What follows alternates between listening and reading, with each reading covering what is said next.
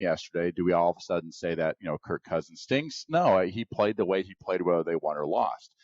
Same with the offensive line, same with everybody on that football team. So as a team, they played really, really good football, and Kirk played well. I can't say watching that game, Kirk played great. He didn't have to play great. He managed the heck out of that game. He was Alex Smith, is what Alex Smith is done forever. He didn't make great plays. He made a couple good plays, but for the most part, he really managed that game. And the rest of the team played really well. Of course, not the pass defense, but the offensive line, the running game, the tight ends blocking.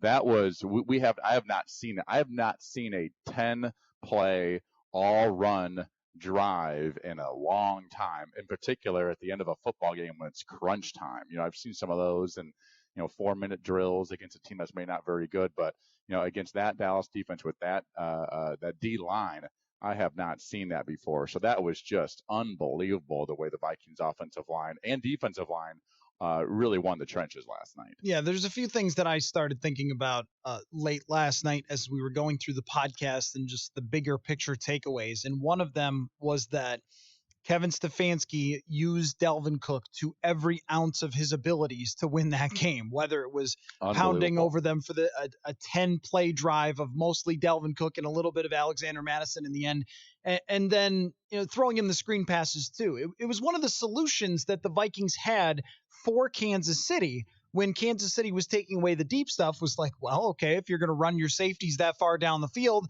then they won't be here to tackle Dalvin Cook.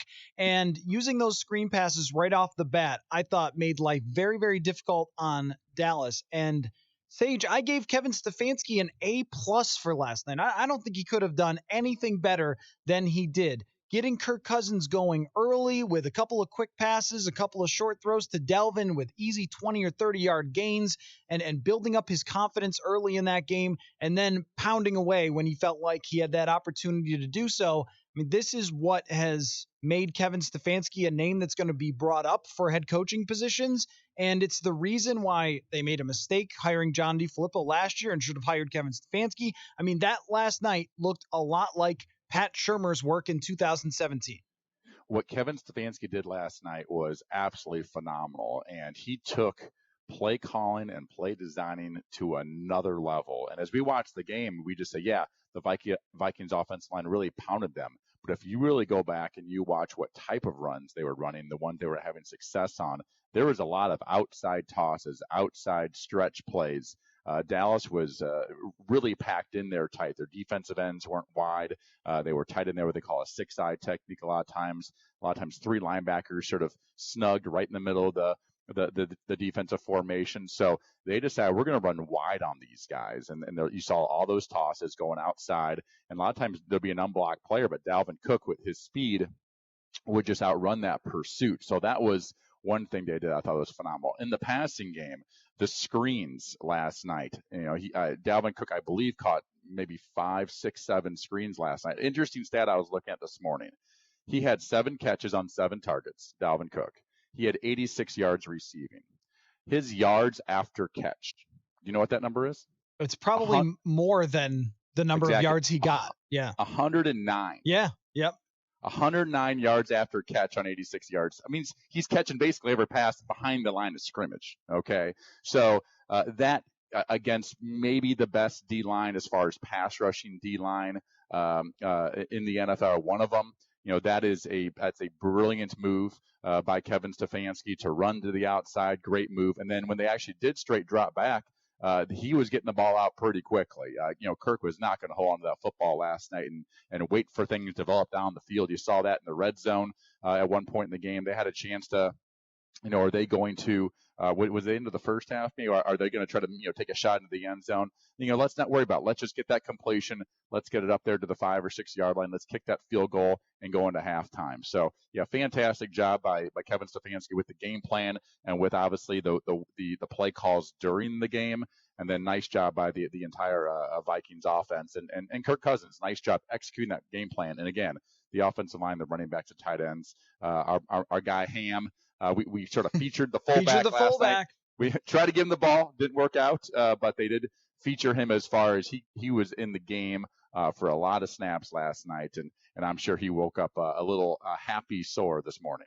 So here's a crazy stat for you that we would not have expected at any point in the Mike Zimmer era, but the Vikings are one of the best overall offenses in the NFL. And when Zimmer would always talk about, oh, we want to run the ball and we want to play defense, and that's how Mike Zimmer wins at football. Well, I'm sure he's not sad to have his team ranked fourth in expected points added in the NFL waking up today. Dallas, Baltimore, Kansas City are the only teams better than the Vikings.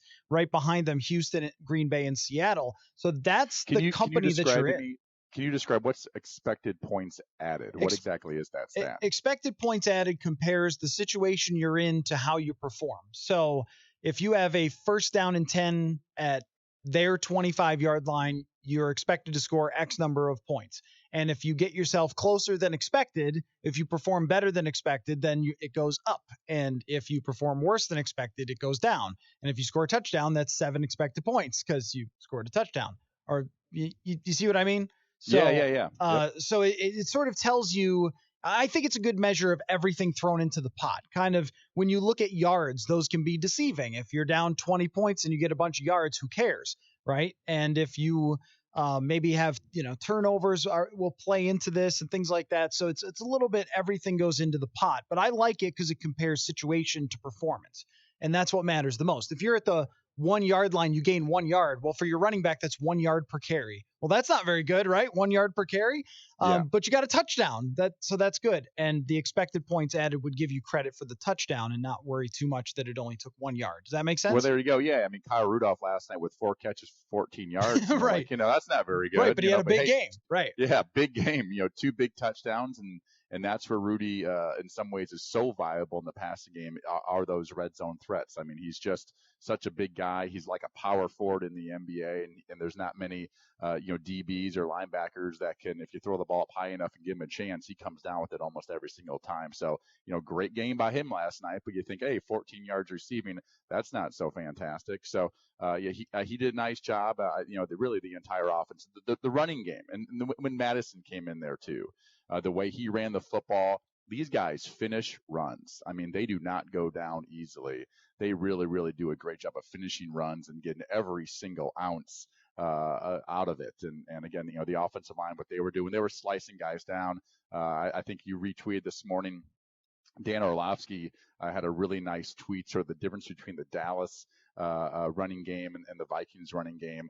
And how one was successful and one wasn't. And that has to do with getting guys on the ground. And I'm sure Vikings fans and NFL fans have heard for years that, this style of offense, there's always this backside, cut blocking, and whether that's good or whether it's bad, because occasionally a D lineman or a linebacker will, get hurt or tear an ACL on some of these cut blocks. But, you win games on the front side, but you win championships on the backside, I believe is what Dan said, because that's an old Gary Kubiak quote. And, you block those guys on the front side, but if you can get those guys on the ground on the backside, they're no longer sort of pursuing down the line to make that tackle for 3 and 4 yard gains. Now they're down. Now the holes just immediately open up. They're out of their gap. And that's where we saw some of those big runs by both Cook and Madison last night. Well, and to put some numbers on for how much it's been worth for the Vikings to run as successfully as they have. Last year, in terms of the expected points added, the Vikings were 29th, and they lost 38 more points than they were expected to have on a given situation by just being really terrible at running. This year, they've been much, much better in that. So there's been a huge difference. There's been basically a 40-something point swing, even so far, just based on them being way better at running the football. And the reason why I was telling you the expected points is that last year, if you look at the top 4 offenses in expected points, what you'll find is that they all went to the championship games. And if you go back to 2017, the top 2 teams in expected points on offense went to the Super Bowl, the Philadelphia Eagles and the New England Patriots. So I want to ask you, Sage, after what you've seen so far this year, and then especially last night in a big game, do you think that this offense can be a NFC championship or beyond caliber offense? Well, if they execute like that, and in particular if they get Adam Thielen back, that really would help them out. He's such a good player to not have one of the best players in your football team not out there doesn't help you. But they were a highly efficient executing team last night. They weren't trying to take shots down the field and try to create big plays. It was sort of a grinded out. Try to complete balls on third down, high completion percentage. They weren't taking shots. They were controlling the clock and keeping their defense off the field, which, as we all know, in the passing game was a real problem with the secondary. And we'll get to that, I'm sure, later on in the show. But I thought they were highly efficient last night. You don't turn the ball over. You run the football. Your quarterback has no turnovers, and you get sacked one time. To me, it's all about efficiency for me.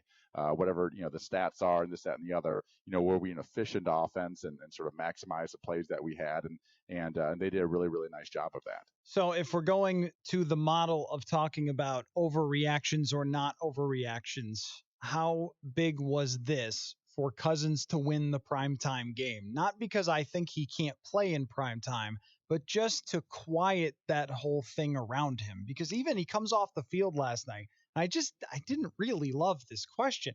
Comes off the field and the sideline reporter, first question is, "Oh, you won in primetime, eh, buddy?" It's like, okay, that's definitely not the first thing to talk about here with what just happened, but all right. And if you do any research at all, he's had plenty of good games in primetime. His career rating in primetime is like 100. I mean, he's been the same quarterback he usually is, and it should never have been as huge of a narrative as it was.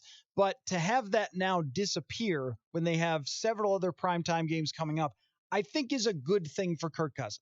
Yeah, I think it's absolutely a good thing. Now, he is not, there is a consistent thing that he has not won games, whether maybe prime time or just those key football, regular season football games. He has not won those a lot. We've sort of gone over those stats.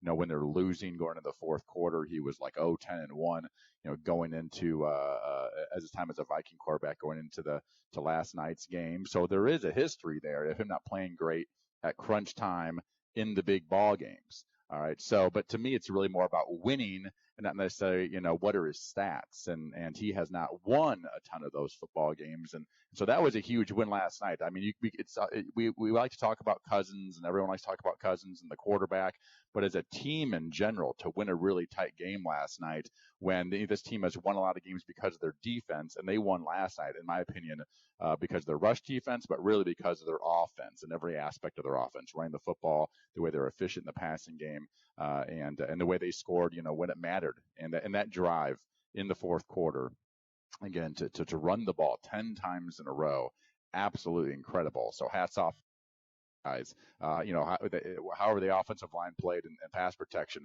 I give those guys an A+. If they play like that the rest of the season, it would be very very interesting to see how far the Vikings can get.